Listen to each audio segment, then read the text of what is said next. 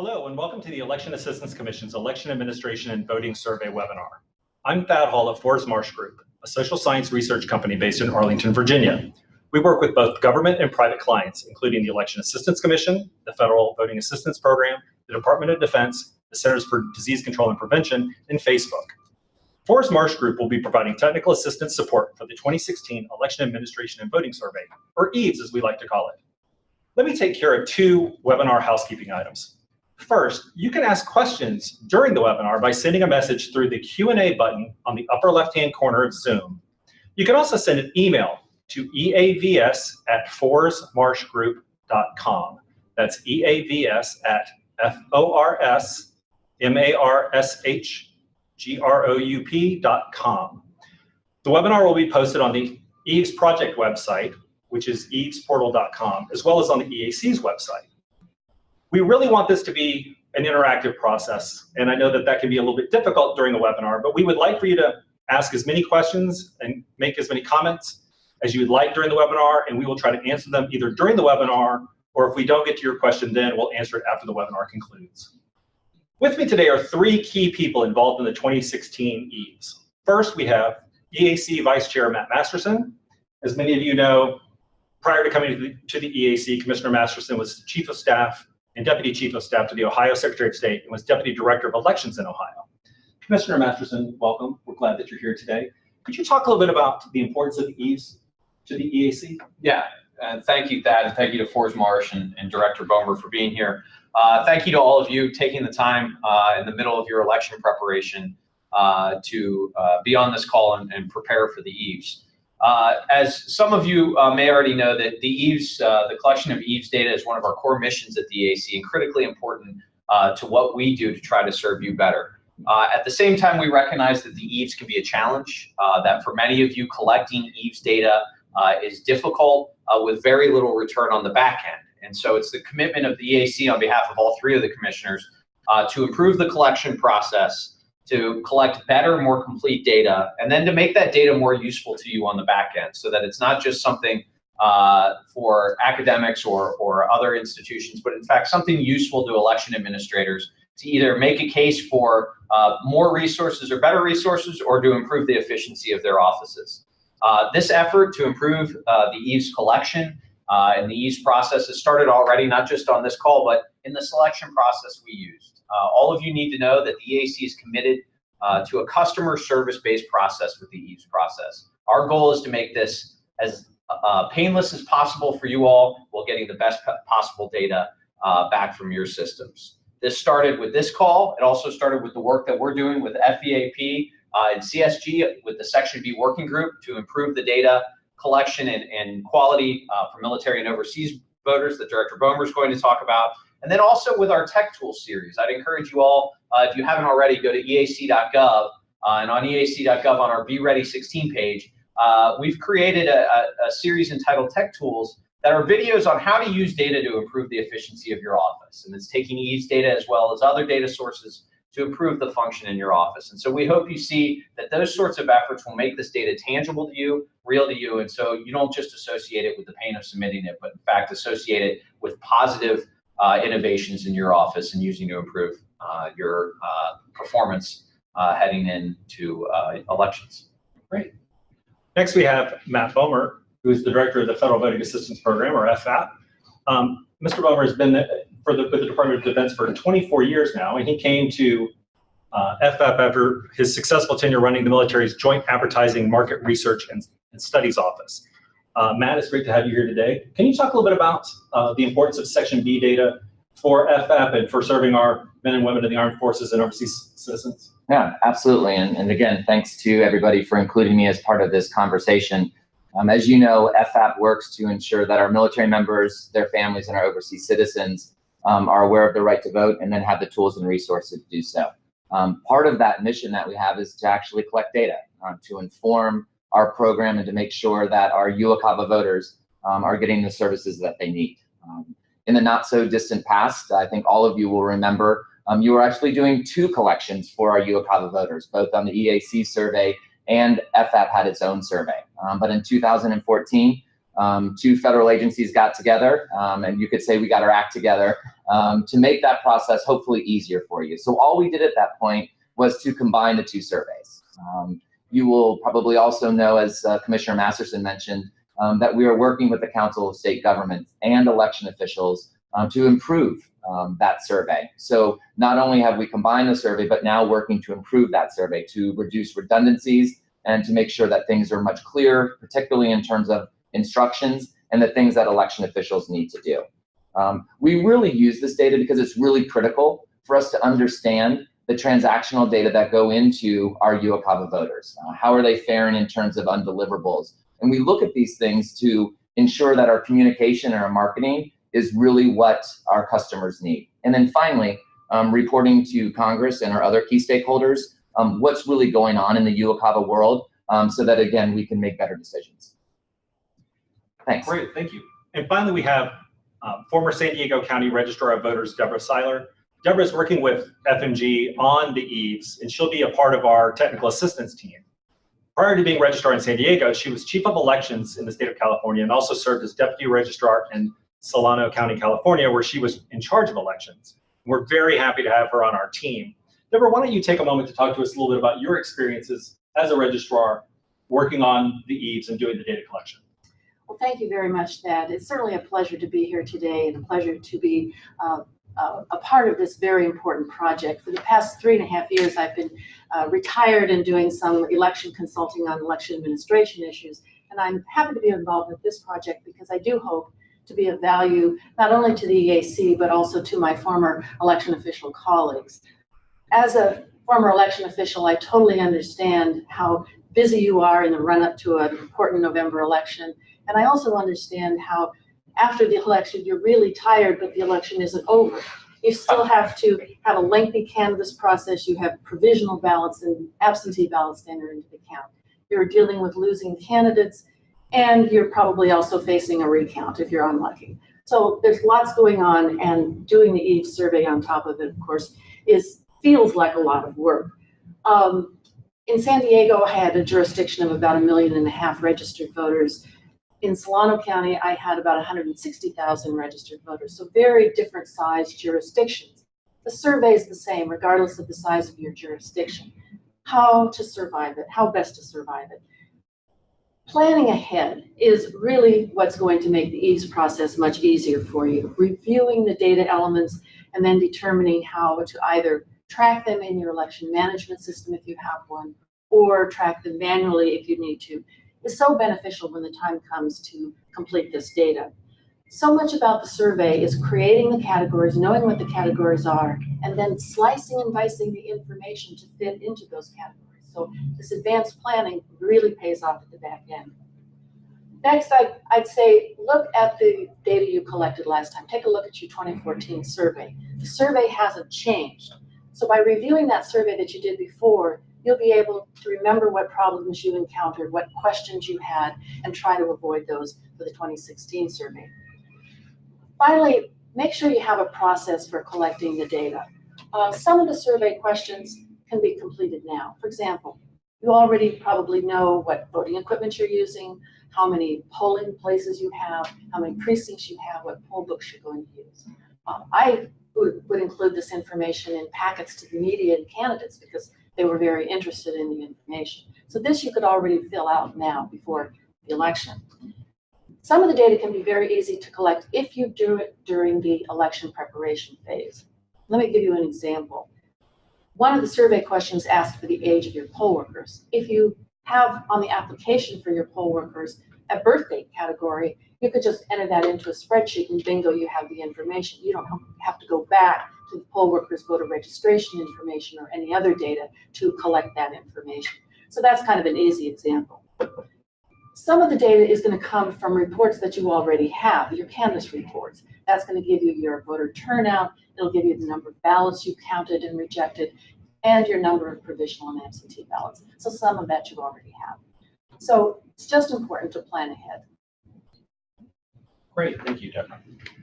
Let me take a little bit of time just to talk about the technical assistance that Fors Marsh Group will be providing during the 2016 EAVS process. We're very excited that we were selected by the EAC to provide the service. And our goal is to provide the highest level of customer service possible to each state. And over the past month, we've spoken to the points of contact in 44 states in order to learn about their previous EAVS experiences. And the information that we were able to glean from these conversations are going to help us provide better technical support. For the EAVS, FMG will be providing each state with their own technical assistance staff person who will be available to provide you with the assistance you need to complete the EAVS. These individuals are going to be extensively trained on all aspects of the EAVS, and they're going to also know if your state had significant issues in 2014 and understand the ins and outs of each of the items on the survey. Additionally, Deborah and I will be available to address any difficult issues that may arise where you need additional support. We're going to be using an integrated customer relationship management process to ensure that your concerns are efficiently addressed, and if we identify any problems that one state might have, we can quickly communicate that to our other technical assistance people and communicate it to you so we can ensure that any problems that arise are addressed rather quickly. The EAVS data collection process hopefully will be easier this time. We're in the process of updating the Excel spreadsheet that you've used in the past, and we're designing it in a way that will be easier for both local jurisdictions and states to copy and paste data into it. The spreadsheets will still have validations in it and data checks to make sure that if you make any sort of data entry errors that are relatively easy to identify, the system will identify that. And we're also in the process of finalizing that design, but what we're likely going to be doing is moving the validations to a separate tab so that you could copy and paste entire sections of data into the spreadsheet. We're also improving the language of the supplemental instruction manual so that it'll be easier for you to understand and make the questions clearer. We've talked to several election officials about specific items that they had issues with. So for instance, what does it mean for an absentee ballot to be submitted for counting? It turns out that that varied across states, and we've been able to clarify that language in the supplemental instructions.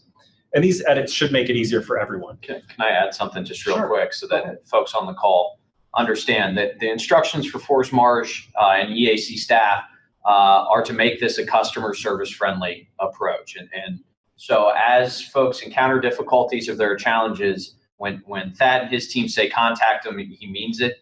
You need to reach out to them, but that goes for EAC staff and EAC commissioners as well. If you're having difficulty, if this process isn't working for you, reach out to us. We'll provide contact at the end of this, but the commitment is that we are there to serve you on this. We know it can be a heavy lift for the data, and we want this experience to feel different than it has in the past in serving you all to get the data. So I want to make sure that that is a priority for us in doing this.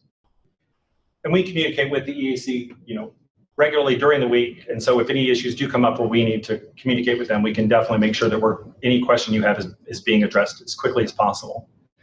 Let me provide you with a little bit of a timeline for the EAVS. First, you should have already received the 2016 EAVS survey items. And the questions have not changed from 2014, so you can already be planning for answering the questions for 2016. In early October, we'll be sending you the supplemental instructions that have been revised, as well as the Excel template, and you can start completing the EAVS as soon as your state election closes and you're ready to go. In January and February, we'll be providing you with technical assistance to complete the EAVS. So we'll have technical assistance people on staff fielding any kind of questions you have either by phone or by email during January and February. And then by the end of February, we'll be asking all the states to submit their data. And in March, we'll be coming back to the states to either answer questions about the data validations or to just certify that they're satisfied with the quality of their data. So there are 6 sections to the EAVS, so let's just dive right in and start with Section A, voter registration. Commissioner Masterson, can you just take a moment to discuss why the data in Section A are so important? Sure, and thank you, Thad. Section A, which deals with voter registration data, is critically important. It's the section that we most often see cited in various articles and academic studies. And so the accuracy and nature of that data is vital to us. In addition, it's something that the EAC has used to help promote things like online registration, the importance of list maintenance, which we did in the 2014 survey, as well as what states are doing well in NVRA. So I'd highlight the states of Michigan and Delaware, who do a really remarkable job with their NVRA process and have been cited from that based on the EAVS data. And so Having done this survey in Ohio, having worked through it with my colleague Pat Wolf in Ohio, I understand how difficult it is sometimes to identify the sources of registrations and where it's coming from. But the better, more accurate this data is, the better case the state's going to be able to make on making improvements or modifications to their process, as well as making a case about what a great job they're doing in places like the performance index and answering questions to that. So this data, again, is referenced constantly, and I think states understand how critical this is to the work they do. Great. Well, let's take a minute and walk through Section A and what you'll be required to answer as a part of the EAVS survey. So first, you'll be reporting the total number of registrations you had in 2016. And that will be for the entire period of, what your voter registration was at the time of the November 2016 election. Second, you'll be reporting information on all registrations that you processed between the close of the November 2014 election and the close of the November 2016 election. You'll be answering questions about the types of registrations and then the source of the registration. The types of registrations will include new registrations, duplicate registrations, invalid registrations, registrations that are changes of address or name changes, or changes in party affiliation. The source of the registration would include the number of registrations that were submitted to your office from the Department of Motor Vehicles, submitted by mail, the number that you received from public assistance agencies, or the number that were received through voter registration drives that were conducted by political parties, candidates, or advocacy groups.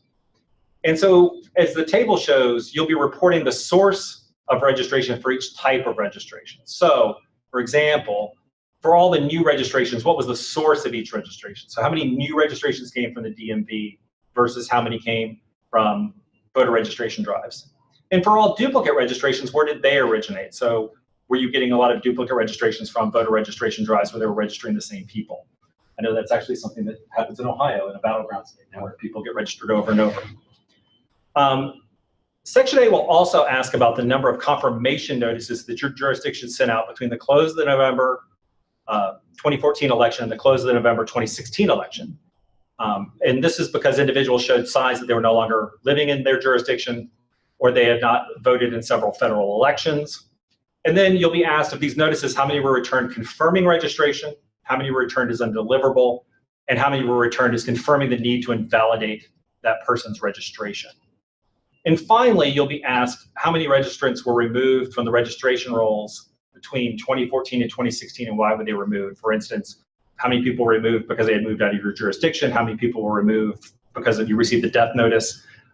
Those types of things. And I would just point out that the items regarding removals and notices are items that have historically had a slightly lower response rate than the overall turnout data. And so it's something we'd ask you to make sure that you're focusing on.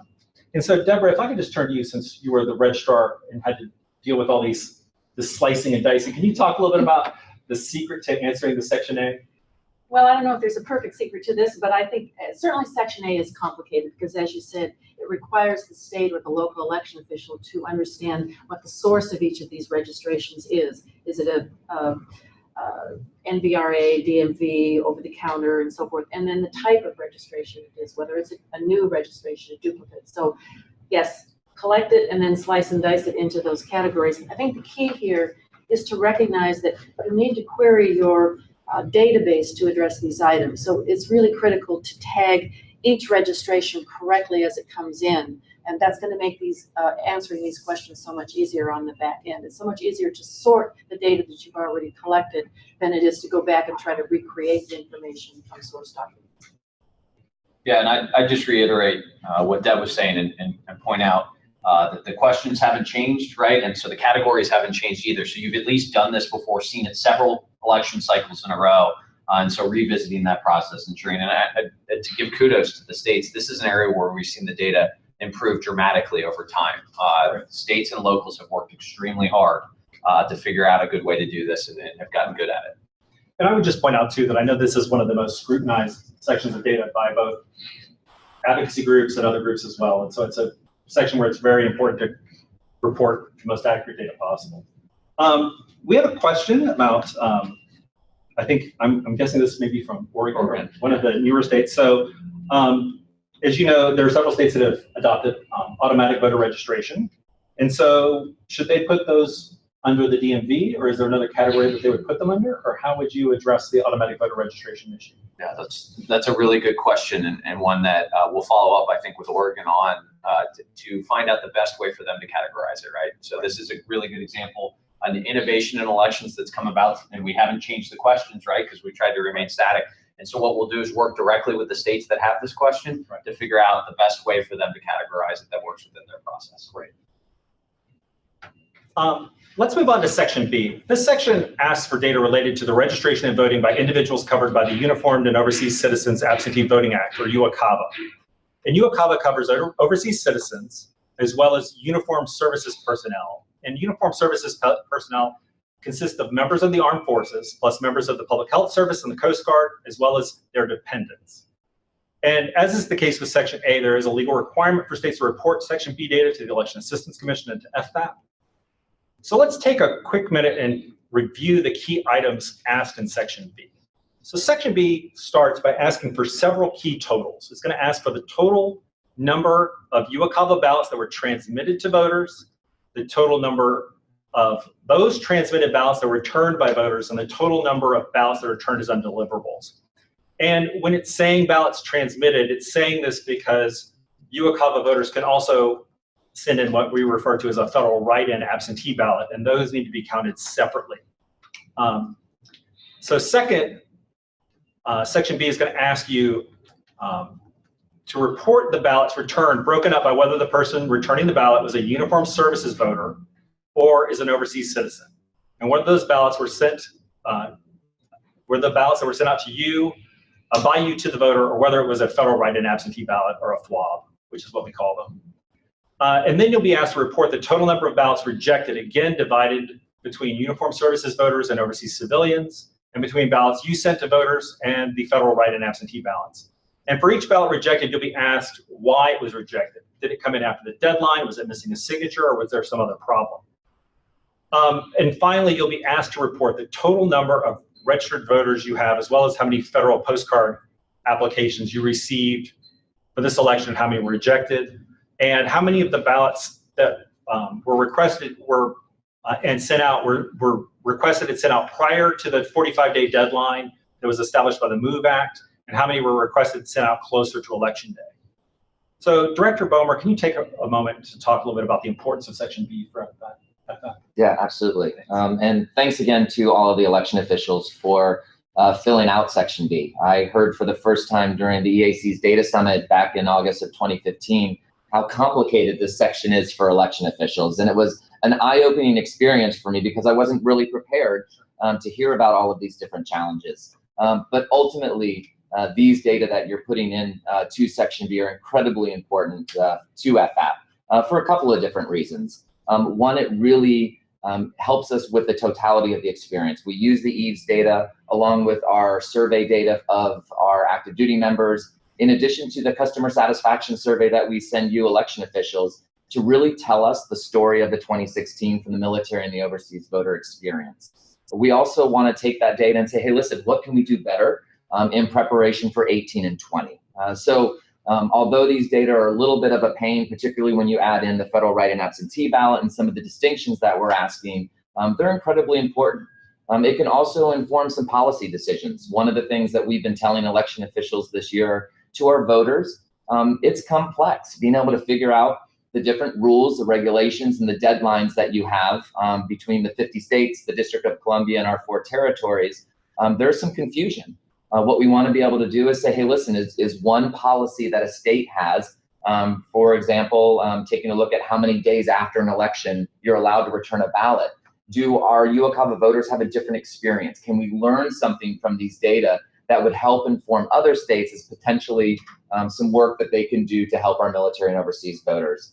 And then finally, taking a look at the data and what sort of messaging can we do for our voters?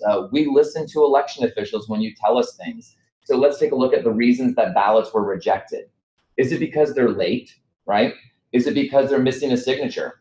Well, we've taken that information and really have changed our communications. We've changed our forms, for example. We learned from Maryland that simply putting an X on the federal write-in and absentee ballot or the federal postcard application, that really helps people remember, I need a signature here. And to look at the data, yes, you guys were telling us that ballots were being rejected because signatures weren't there. Also, reasons for lateness. One of our key messages to our voters, you've got to do these things early, because the data are showing us that ballots are getting rejected due to lateness, as well as our work with the United States Postal Service here to make sure that postal delivery is as effective as it possibly is. Right. So Matt, you were saying, this Matt was saying earlier that the Matts, yeah, exactly. He was saying earlier that he was talking a little bit about the work that you've been doing with CSG and the Overseas Voting Initiative. Can you talk a little bit about the Section B working group and how Section B may be a little bit different this time? Yeah, absolutely. After the data summit in August of 2015, the commissioners and I got together with the Council of State Governments, and we decided that because of the challenges that you were telling us about Section B, that this deserves some attention. And we have a cooperative agreement with the Council of State Governments. It's a fantastic opportunity for the Department of Defense, for the Election Assistance Commission, and for election officials to participate in what I consider solving some of the challenges that our military and overseas voters face, and then some of the challenges that you particularly face with dealing with our military and overseas voters. So we created this Section B working group, and it's made up of both local and state election officials throughout the country who have volunteered their time to come together to say, hey, listen, we understand these challenges. We've got a good sense, just like Deborah mentioned, of what those challenges are, and how can we help not only themselves with this section, but how can we help all election officials with this section? You mentioned how are things different? Quite simply, most of the things are the same. We didn't change the questions. What we wanted to do was we wanted to make it easier for you. So as I mentioned earlier when we chatted, the surveys were just combined at one point. So 2014 was just about combining the surveys. Now, after 2014, we're looking at getting rid of some of redundancies. You told us, hey, listen, you've asked me this already. Why am I answering again? It's like we're trying to trick you. We're not. But what we're doing this time is figuring out ways so that you don't have to do that. So just like Section A, the questions haven't changed. How you may answer them or how they may look may change. Right. Yeah, and just to build on that, and thank you to FAP and CSG for allowing us to partner on this. The improvements that are being made to Section B are going to be taken by Fors Marsh and applied across the entire survey. And so, as you mentioned earlier, improvements to the instructions to make very clear what exactly we're asking for. That's not just going to apply to Section B, that's going to apply to the entire survey as we work through it. And so the work that CSG, FF, and the EAC were able to do, and I think a couple of the Section B working group members are on the call, right. In clarifying language, saying, hey, that question just doesn't make sense. Tell me what you actually want. That's going to be applied across the survey. So at least the survey with the instructions in that regard feels clearer and not as difficult for election officials. And we hope that comes across. We hope election officials understand that. I think both Matt and I walked away from the data summit hearing Keith Ingram's voice, who I think is on this call, or supposed to be, hearing his voice loud and clear. Yeah, loud and clear in our head. We can't do this the way you're asking it to. And so we're committed to making Keith and his staff and the rest of the election officials, both state and local, make their job a little easier. So the next data summit, Keith's talking about improvements we've made to make his life a little easier. Exactly. And if we don't get it right, totally this time, we'll take the learning lessons from 2016 and keep applying them for the future. So thanks to everybody for your patience, and more importantly, thanks for your input. Right, and just to build on that point about the input, just so you know, the Section B working group consists of people who are state and local election officials who have gone through the survey, applying their own experiences, and then Fors Marsh Group has also taken the supplemental instruction manual and actually done some scientific testing with people to go through the questions and to have them explain how they read the question, how they view it, and then also looking at the supplemental instructions and making sure it clarifies it. So we're going through a very rigorous process of getting input from state and local election officials. So it's not just staff people or anything like that. It's actually getting, all of you providing feedback into the questions. You have a team here. I mean, right. You really do have the team at FAP. You've got the experts, Deborah's and Fors Marsh's, as well as the EAC. So it really is a team experience because we've heard you loud and clear that this section, which we're telling you is incredibly important to us, needs some help. Well, Deborah, since we've been talking a little bit about how difficult it is, can you talk a little bit as an election official, if there's some tricks and secrets to making this a little bit easier? Yes, and thank you all, everyone at this table, for recognizing how complicated Section B does seem. And part of the complexity of it is the care that's required to track these ballots. First of all, it's really important to track these UOCAVA ballots separately from your regular domestic absentee ballots. Second, I think it's helpful just to recognize that there are basic categories, and within those basic categories, there are basic distinctions. For example, one of the basic categories is just what's the type of voter, and the basic distinction, is it military or non-military? Another one is the time of transmission. Is it on or before E-45, or is it after E-45? Again, very basic distinction. The mode of transmission, by mail, by email, other, maybe fax, fairly straightforward, actually. The status of the ballot also has to be tracked, and that involves knowing how many come back that are received and counted, how many are returned as undeliverable, and how many come back and they're rejected. And as always, when the ballots are rejected, we have to have the categories for those rejected ballots. The key really is to have in place a process where you've identified each one of those categories, and then as the ballots are sent out and returned, you're recording those ballots in the correct category. If the data are collected during the election preparation phase, the survey is going to be so much easier to complete than somehow, again, trying to go back and reconstruct those categories. It's also important to note, as both Matts have noted, there are separate sections within Section B that ask you for information regarding the federal write-in absentee ballots and the federal postcard application. So be prepared for that and watch out for those separate categories within Section B as well. Great, thank you so much, Deborah. Someone was asking a question earlier about if they have the survey questions. We provided the survey questions to all the state points of contact, but they also should be on the EAVS portal website, which is, I'm going to check that. I'm having one of my colleagues check that right now, but if it's not on there, we will have those up by the end of the day today. We'll have them on the portal, so you'll be able to download them. We'll put it up at eac.gov as That's well. And again, the questions haven't changed, so right. The 14 survey instrument will be instructive for that as well. Just just move the dates, any dates that are in it, and it will work. Let's move on to Section C. So Section C covers absentee voting, but this time it focuses solely on domestic absentee voting. And like Section B, Section C also is going to ask you to track absentee ballots across various categories. So let's take a look at Section C. So Section C is going to ask you about 4 key items. So first, it's going to ask you how many absentee ballots did you send to your voters? How many absentee ballots were returned by voters? How many absentee ballots were returned as undeliverable? How many ballots were returned that were returned by a voter were then rejected and not included in your final tabulation? And for the rejected ballots, you're going to be asked to categorize why they were rejected. So, for instance, were they received after the deadline?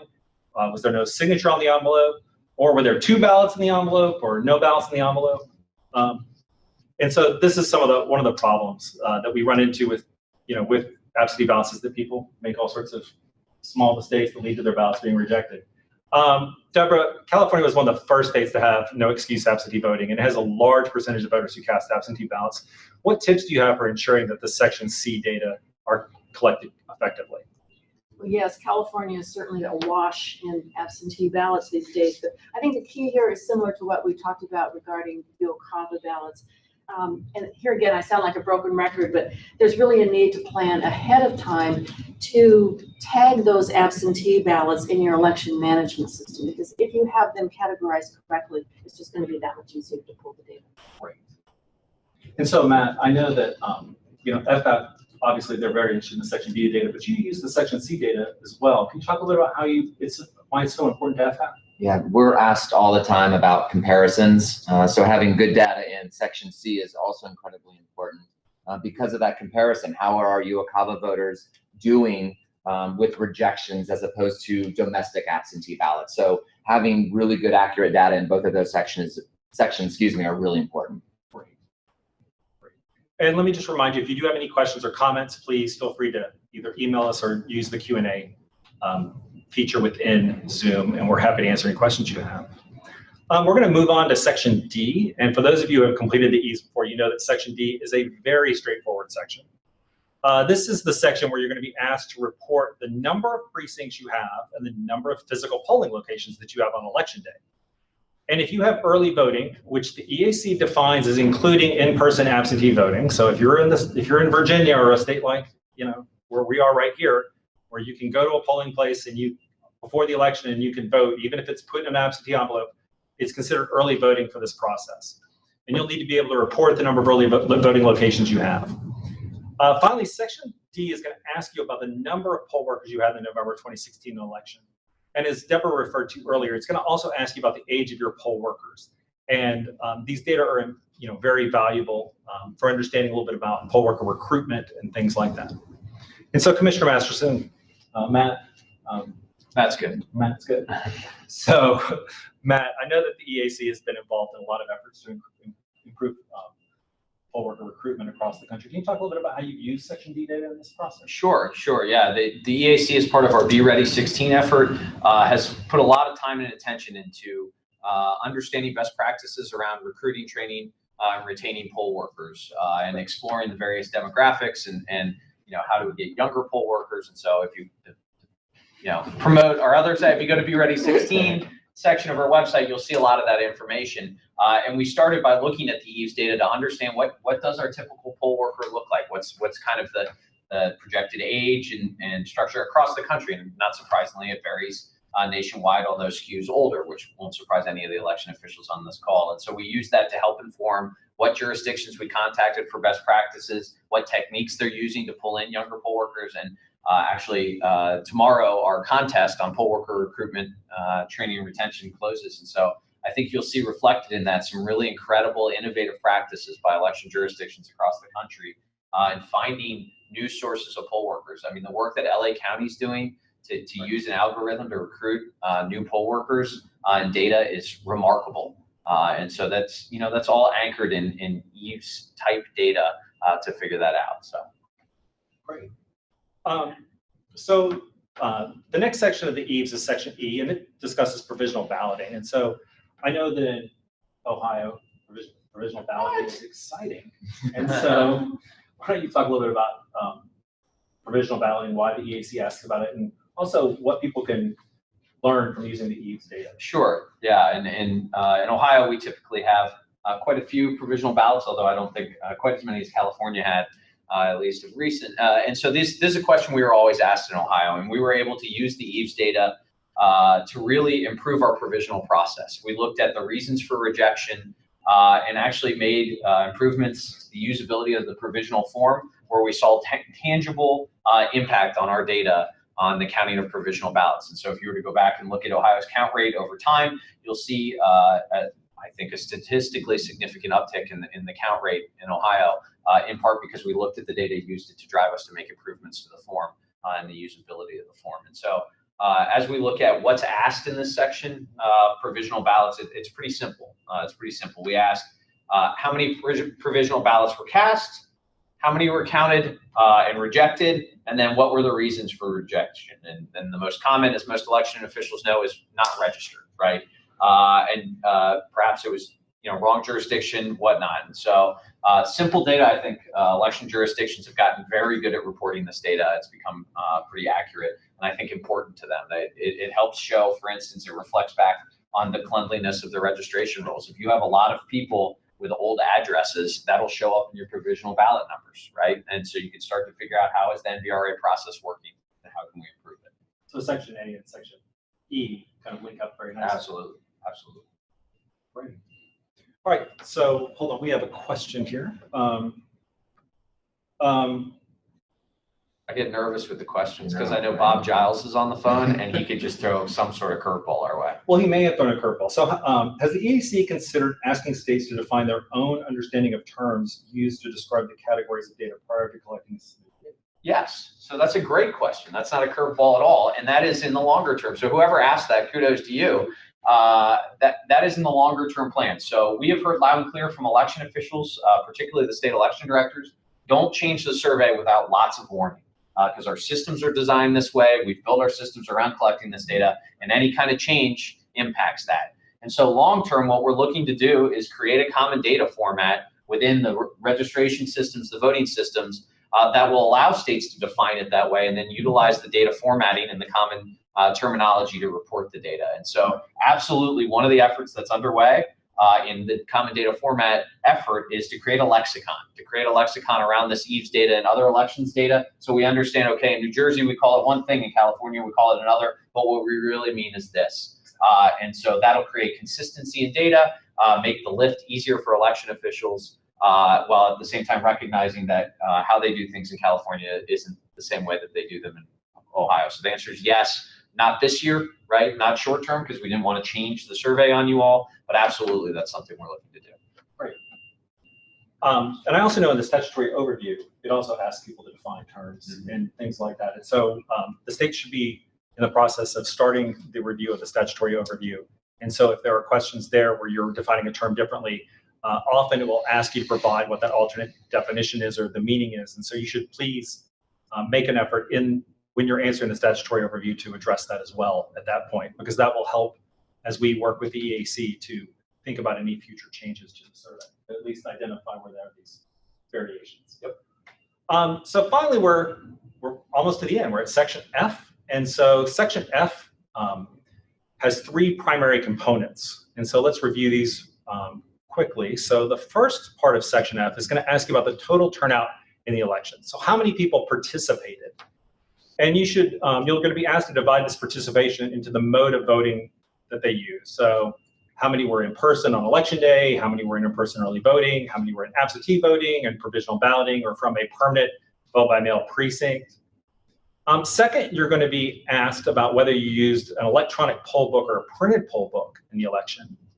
And finally, you're going to be asked about voting equipment used in your jurisdiction. And this will include ballot tabulators or scanners, electronic voting machines, including those were used for individuals with disabilities. And often your jurisdiction will have will be using multiple types of technologies, especially even if you have a DRE in the polling place, you'll still have scanners for your absentee ballots. So Matt, you want to just take a minute to talk a little bit about the importance of this section? Yeah, absolutely. So this is a timely one because as many of you are already aware, a conversation around what types of voting equipment is being used and where it's being used has become very popular. And so this information is critically important to having accurate information about this. We realize in a lot of jurisdictions the equipment is beginning to change.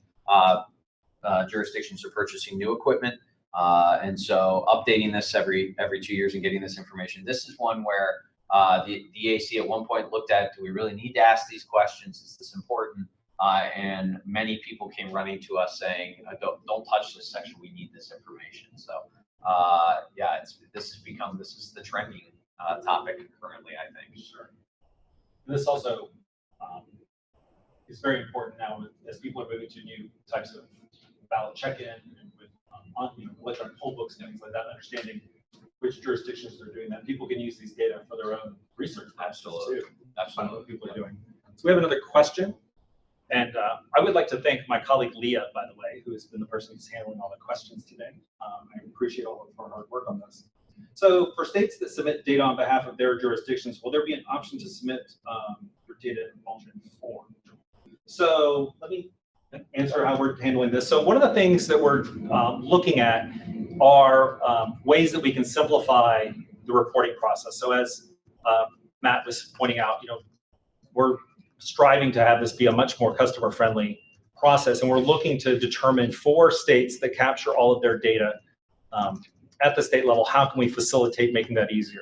The change to the Excel spreadsheet will be one of them. So, for instance, if you can pull all your data, out of your system and just in a flat file and just paste it in, that will be one way. We're going to be talking to some states to determine if there are ways to pull data directly from them as a flat file and then import it on our end and then validate it. We're going to be trying to test those things out between now and November so we can know what will potentially work. And so we're working with a couple of states to determine the best way we can do that, where we're making it as simple as possible. Because obviously, for 2018, we want this to be an even easier process. And if more states can have more of their data in a centralized election management system, obviously that facilitates this sort of direct push of the data. So you can imagine we tell you what headers to use, or what to rename your different columns in your database. You pull those data out, renamed, and just send it to us, and then we can populate it, and we can just run all the checks on it ourselves, and that makes the EAVS that much easier for you. It's just a matter of you ensuring that your local jurisdictions are inputting the data into the election management system in the first place. Yeah, and to put you all on the spot in the EAC staff, I mean, the goal, the answer to the question is reach out to us about how you'd like to try to do that, because we're interested in exploring the best ways to try to facilitate that. That doesn't mean it can absolutely happen, but I know Fors Marsh and EAC staff are very interested in, if a state has that good of data ready, there shouldn't be a reason you have to hand key into a Excel file. That's just silly, and we recognize that's silly, and so we're gonna do everything we can to make that easier for you. And in fact, whoever sent this question, if you could just send an email to the EAVS@forsmarshgroup.com email, I'll get back in touch with you today or tomorrow, and that will go ahead and get in touch with you directly. Before we conclude, why don't I ask you all if you have like a final message for the people here? Sure. You want to start with Deborah and then work Well, our way to... again, I'm going to sound like a broken record. I think it's a matter of going back, reviewing that 2014 survey, taking a look at what problems you had before, making sure you've got your categories identified, and then get those identified up front to the extent you possibly can, and populate any information that you can do now. It's going to make it so much easier on the back end. And thanks to everybody for your assistance with the Section B EAVS section. Accurate data as best as you can get. I know that some of the categories are hard to decipher for some of you, the way that you collect the data, but the best data that you can give us means that we can continue to make really good decisions for our military members, their families, and our U.S. citizens living overseas. So thanks in advance, appreciate it. Yeah, I have two messages, one broader and then one personal and specific. So the first one is, this is an ongoing improvement process. So your feedback, your involvement is critical. Again, if you have issues, contact us, talk to us about what challenges you're facing. The goal here long-term, so and this is not 2016, not even probably 2018, is to get to the point where the systems themselves can create this data such that the EAVS data is simple and easy for you to produce. I frequently joke that you can hit the big red, candy-like button that says EAVS, and that was easy. It'll pump out the EAVS data. But to get there, we have to have a common data format. To get there, we have to have the buy-in from the VR vendors and the voting system vendors, which we're working with. They've been fantastic in trying to work to get to this common data format. So I think what you'll see is incremental improvement, and that starts this year with your experience this year. And so the EAC will be following up to make sure this process is easier for folks, at least the customer service end is better, and we'll be making sure that we serve you in that way. The personal note is to note that Karen Lynn Dyson, who's done this survey essentially since the EAC started, is leaving the EAC at the end of this week, which is a huge loss for us. I don't know that we know how to do this without her, so that'll be very interesting. So one, I want to thank Karen for her years of service, for her incredibly hard work. This was her baby, right, for years. And so she will be sorely, sorely missed in this effort. And again, we're kind of reeling, trying to figure out exactly what it looks like to do this without Karen. But at the same time, Sean Green, who we brought on recently from Pew, is more than capable. He's drinking from a fire hose right now, and he will be the point of contact at EAC on the EAVS project. So if you have questions, if you have answers beyond Friday, please contact Sean Green at EAC, and please send a note to Karen wishing her well before Friday. I know we'll all miss her. Great. And so let me just close with one more question and then a couple of key points. Okay, so here's a question for you. Uh-oh. That's the most dangerous kind of question. I know. Well, it's not kind of, are there plans to move away from an Excel-based instrument and toward a more modern tool such as an online web-based application for 20? Yes, the answer is absolutely. We looked at it for this year. The timing and the time frame wasn't doable, but let me make it even broader than that. The goal is to find a variety of different ways for states to report. What we heard from states and locals, many wanted a web tool. We hear that many didn't want a tool at all. What they wanted to be able to do is simply just dump the data to us and allow us to work through and then validate it back. And so that can be an option too. Some really like the spreadsheet because it allows them to send it down to the counties. And so what we want to do is find a way to serve those needs. And so Fors Marsh has already begun the process by talking to states about how do you administer this survey? How do you get it to your locals? And so yes, the goal is absolutely to find a variety of ways to collect this data in the most efficient manner from the states and locals. And I can just say, I was the person who talked to the 44 states, and they do, talking to the states was much like thinking about actually voting, in that some people like to vote in person on election day. It's like their big day, but some people want to vote early. Some people want to vote absentee. And the EAVS is a similar process. Some people just want to be able to pull the data out of their state election management system and literally just email us a flat file, or have us upload, have it for us to upload. Some states do. They like sending out the old school Excel sheet and having people enter in the data point by point. I know when I was talking to Ms. Wolf in Ohio, yeah. She likes being able to review those because she wants to be able to check their data, and she knows what's right and what's not right, and it provides her with a bit of comfort to actually review everything.